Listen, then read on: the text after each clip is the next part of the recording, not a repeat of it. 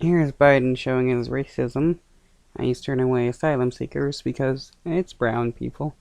Tonight, after a record surge of migrants crossing at the northern border, the U.S. striking a deal with Canada to turn back asylum seekers entering the countries without authorization, announced during President Biden's first visit to Canada since taking office. The United States and Canada will work together to discourage unlawful border crossings and fully implement the updated Safe Third Country Agreement. The new pact eliminates a loophole from an agreement that went into effect in 2004 that said asylum seekers must apply to the first country they arrive in.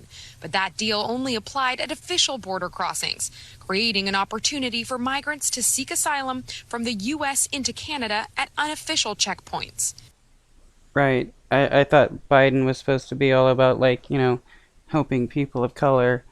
But no, if you're brown, don't come into the United States. Turning places like Roxham Road, a 30-minute taxi ride from the bus station in Plattsburgh, New York, into a magnet for unauthorized border crossings into Canada. Canadian officials reporting irregular border crossings went from nearly 800 during the last quarter of 2021 to over 8,000 by the end of 2022. Keeping people safe also includes keeping asylum seekers safe. Okay, if you want to keep asylum seekers safe, make the pathway into the United States the safest possible instead of making it more and more dangerous. Keeping our borders secure and keeping our immigration system strong. Today, the Prime Minister announcing the new deal will provide migrants with a new legal pathway in, allowing an additional 15,000 migrants from the Western Hemisphere to apply to enter Canada. The new policy applies to anyone without U.S. or Canadian citizenship who are apprehended within 14 days of crossing the northern border. This area, where agents say they're seeing the most activity, is called the Swanton sector, stretching across New York, Vermont, and New Hampshire. Earlier this year, Top Story traveled into the hotspot as crossings were skyrocketing and temperatures plummeting. I think it's sad. I think that'd be an awful position to put your kids and your family in, crossing like that, but obviously these people don't feel they have a choice. Residents nearby witnessing firsthand the families traversing through freezing forests to seek asylum. First it was... Yeah, if you're traveling in -4-degree weather in order to escape violence from your own nation, that means the violence there must be pretty extreme in order to be that desperate. And what does our government do? Tell them to go back to their own nation and apply for asylum there. Slow, then it started picking up, and now it's worse than ever. There's constant people either walking or personal vehicles or all kinds of taxis, from cars to vans. Wow, that's such an inconvenience. There's all these new people coming around and they're in vehicles and blah blah blah.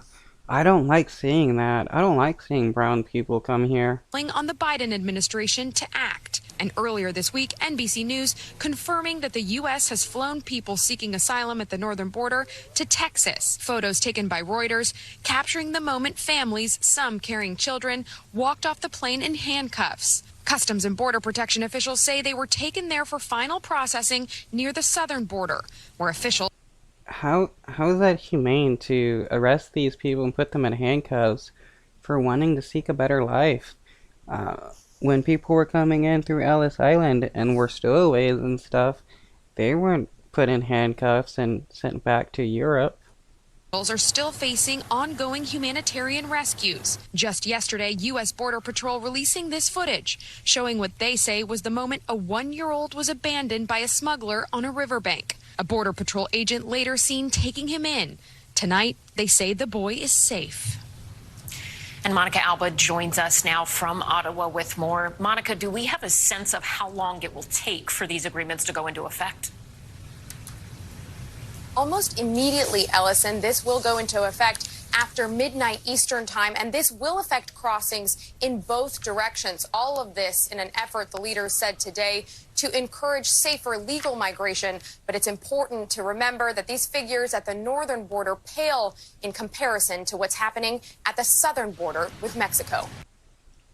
Though you'll never hear any problems or anything coming from Biden or Canada about the mass amount of illegal Canadians in the United States are crossing, which Canadians make up the second highest in the United States, and it's again because of illegal or over expired visas, which most illegal immigrants are here on expired visas.